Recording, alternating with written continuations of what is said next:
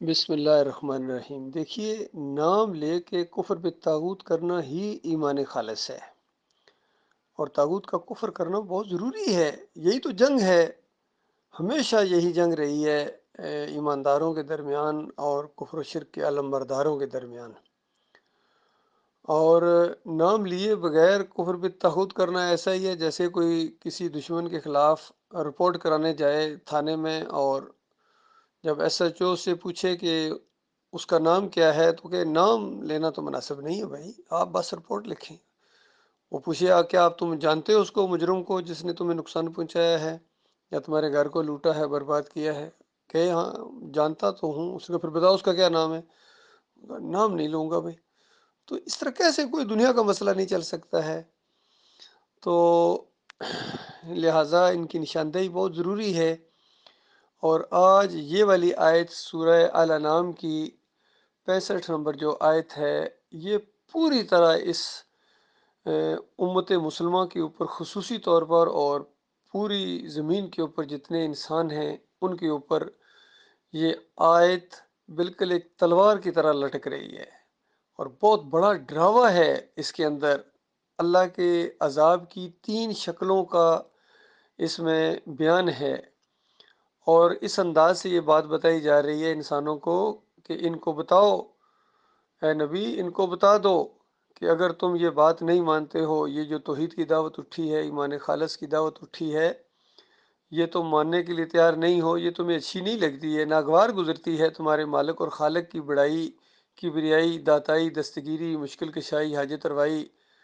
تمہیں اچھی نہیں لگتی ہے، اس کو براہ راست پکارنا، اس کو اکیلے کو رکوع اور سجدے کرنا، اس اکیلے کی نظر و نیاز کرنا، اس اکیلے کو اس پوری کائنات کا حاکم ماننا۔ اگر تمہیں اچھا نہیں لگتا ہے تو پھر اس کے بعد اس زمین کے اوپر تم بوجھ ہو، اور پوری طرح وہ اللہ تعالیٰ قدرت رکھتا ہے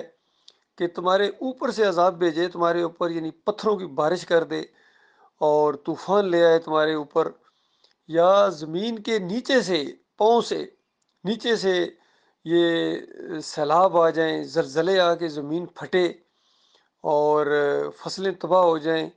یہ نیچے سے عذاب ہوتا ہے، اور اوپر سے عذاب جس طرح آج کل ان کے اوپر میزائلوں کی جو بارش ہو رہی ہے، یہ بھی اوپر سے عذاب ان کے اوپر آ کے گرتا ہے ہر جگہ جہاں یہ مسلمان ہیں خاص کر۔ اور تیسری عذاب کی شکل یہ ہے جو پوری طرح یہ والا عذاب آج انسانوں کے اوپر آ رہا ہے، پوری زمین پر نگاہ اٹھاؤ۔ تیسری عذاب کی شکل یہ ہے، مالک فرماتا ہے کہ یا تمہیں مختلف فرقے کر کے آپس میں ٹکرا دے اور ایک کو دوسرے کی لڑائی کا مزہ چکھائے، ایک کو، یعنی اللہ تعالیٰ تمہیں ایک دوسرے کے ذریعے جو ہے نا لڑوا کے تمہارے اوپر اللہ کا عذاب آ جائے۔ تو یہ والا عذاب اصل میں آج کل یہ انسان جو فرقوں میں بٹا ہے، قوموں میں بٹا ہے، چاہے یہ سماجی فرقے ہوں، چاہے یہ علاقائی فرقے ہوں، چاہے یہ مذہبی فرقے ہوں، جو بھی یہ فرقے بن گئے ہیں، چاہے سیاسی فرقے ہوں، یہ بھی پارٹیاں، اندازہ لیں کتنی بڑی لعنت ہے یہ۔ اپنے آپ ملک کے اوپر مثال لیں، کس قدر یہ آپس میں لڑتے ہیں، جھگڑتے ہیں، گالی گلوچ کرتے ہیں۔ پھر جب فرقے بن جاتے ہیں، مسلک بن جاتے ہیں، تو ساری محبتیں ختم ہو جاتی ہیں۔ یہ اللہ کا عذاب ہے ان کے اوپر۔ تو امت مسلمہ آج امت مسلمہ جو ہے یہ فرقوں کے اندر بٹ گئی ہے۔ کوئی بریلوی بنا دیا گیا، کوئی دیوبندی ہے، کوئی اہل حدیث ہے، کوئی سلفی ہے، کوئی چکڑالوی ہے، سہروردی ہے، نقش بندی ہے، چشتی، قادری اور سہروردی، صوفی، اور پھر یہ سیاسی ان کے کتنی پارٹیاں ہیں دیکھیں، کوئی پی ٹی آئی ہے، کوئی نون لیگ ہے جی، پھر کاف لیگ نکلی ہے بیچ میں سے جی، اور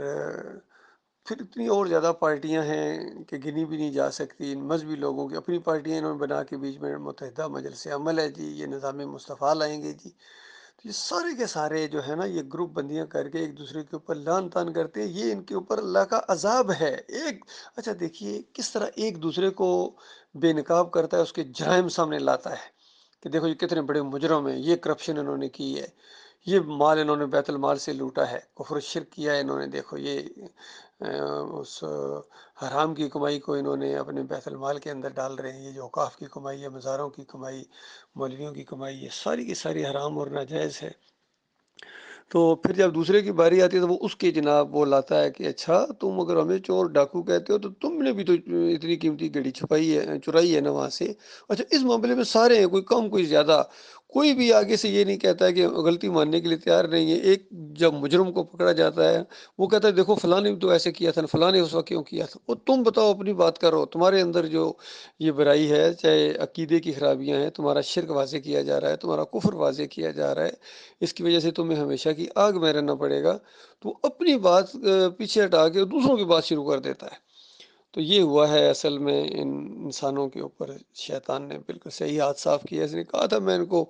ٹکڑوں میں بانٹوں گا اور نافرمان بناؤں گا، دائیں سے بائیں سے آگے سے پیچھے سے، اور صدیوں کا یہ معاملہ ہے، اس امت کو اسی طرح فراڈ کیا جا رہا ہے۔ ان کی کتنے ہزار ہزار سال پرانی کی کتابیں ہیں ان کی، آپ صوفیوں کی کتابیں پڑھیں، عبد القادر جیلانی کی کتابیں پڑھیں، محی الدین چشتی کی کتابیں پڑھیں، علی اجویری کی کشف المحجوب پڑھیں، مجدد الافسانی کے یہ ملفوظات پڑھیں، اور یہ جو حکیم الامت ہے اشرف علی تھانوی، اس کے یہ فائد الفواد، اور جتنی بھی اس کی ہیں، زکریا صاحب کی تبلیغی نصاب پڑھیں، حجت اللہ البالغہ پڑھیں، شاہ ولی اللہ کی انفاس العارفین پڑھیں، نسخہ کیمیا پڑھیں امام غزالی کے، جس کا بھی پڑھو گے، قادیانی کی کتابیں پڑھو، اس کی گلڑے والے کی کتابیں پڑھو، جدھر بھی انہوں نے کہیں نہ کہیں ان کو موقع ملا ہے، انہوں نے اپنی شرکی عقائد اپنی کتابوں کے اندر چھوڑے ہیں۔ کئی دفعہ لوگ کہتے ہیں بھائی چھوڑو، وہ تو مر گئے، کاش مر گئے ہوتے یہ ظالم۔ انہوں نے مرنے کے بعد اپنی پیچھے پورے ایک ٹولی چھوڑی ہے اپنے پیروکاروں کی اور اپنے مریدوں کی، جو پوری طرح اس شرک اور کفر کو بیان کر رہے ہیں۔ آج کل یہ میں کچھ چند اس کے بیانات سنے ہیں۔ ایک ذوالفقار احمد پیر ہے، یقین کرو بڑا ظالم پیر ہے یہ، اس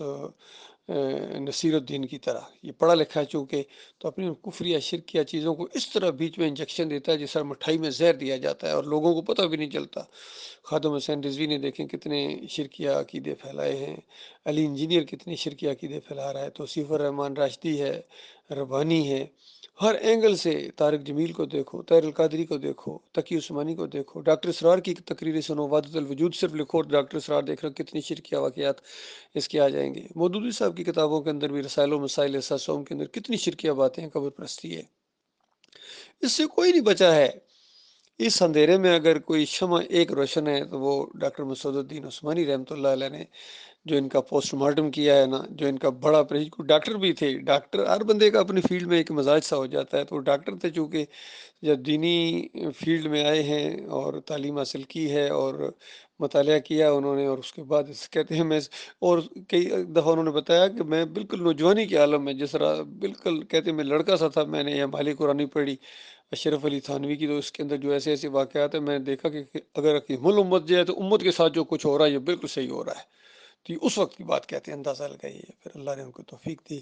اور اس طریقے سے آگے بڑھے، جماعت اسلامی میں بھی رہے ہیں جی، لیکن جب دیکھا کہ جماعت کفر و شرک کے اندر ڈوب گئی ہے اور یہ جمہوریت کے بت کی پوجا کرنا شروع ہوئی، چھوڑ دیا ڈاکٹر صاحب نے اور ان کے عقائد کے اوپر انگلی رکھی۔ اہل حدیثوں کے اندر رہ کے بھی کام کرنے کی کوشش کی، لیکن ان کے بھی دو تین شرک اتنے پکے تھے کہ اس سے یہ ہٹنے والے نہیں تھے۔ پھر ڈاکٹر صاحب نے خود میدان میں آ کے دعوت اللہ شروع کر دی، بازاروں میں، ٹرینوں میں، بسوں میں، اور پھر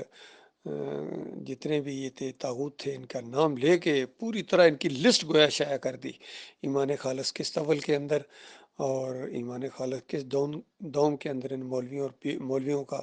احمد بن حنبل سے لے کر ابن تیمیہ، ابن قیم، ابن حجر عسقلانی، یہ سارے بدی الدین راشدی، پیر جھنڈا، وحید الزمان، کسی کو بھی ڈاکٹر صاحب نے نہیں چھوڑا، اعلیٰ حضرت ہوں یا ابو العلا ہوں، سب کی پوسٹ مارٹم کر کے ان کے عقیدے بالکل قرآن حدیث کی روشنی میں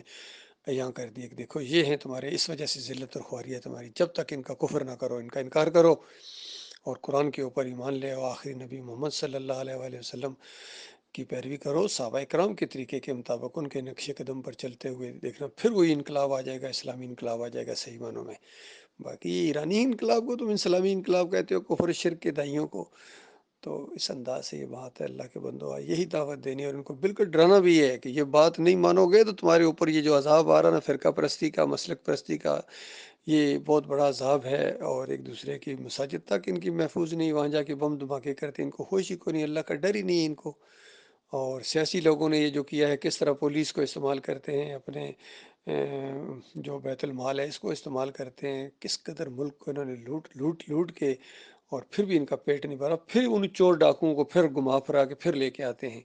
یہ مجھے اپنے فوجی بھائیوں سے بھی گلا ہے کہ ان کو بھی ذرا اللہ کا ڈر نہیں ہے، ذرا خوف نہیں ہے کہ کس طریقے سے اللہ کو جان نہیں دینی ہے،